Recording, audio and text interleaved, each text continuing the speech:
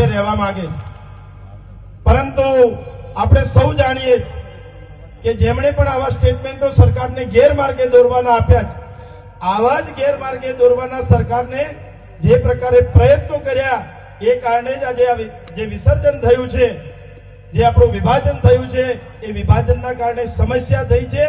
એ પણ આવા ખોટા સ્ટેટમેન્ટો આપી ખોટી વાતો રજૂઆત કરી છે અને એમણે ભૂતકાળની અંદર પણ આ જ પાણી માટે કરી અને આ જ પ્રકારના સ્ટેટમેન્ટો સરકાર સામે આપ્યા છે. ત્યારે આજે આપણે પાણી માટે પણ સોસાવવું પડે છે.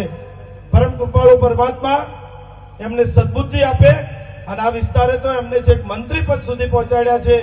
એ પ્રકારનું આ જનતા જનાર્દને જ્યારે કામ કર્યું હોય અને જનતા માટે કરી અને આવા સરકારને ગુમરાહ કરવાનું જ્યારે કામ કરતા હોય તો ભગવાન પણ એમને માફ ના કરે.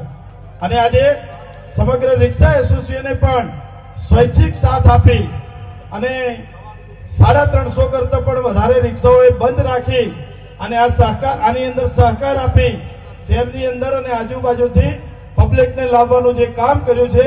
ત્યારે સમગ્ર રિક્ષા એસોસિએશન અને સમગ્ર જે 45 જેટલા એસોસિએશન શહેરના છે એમણે સ્વયંભૂ બંધ પાડ્યો છે.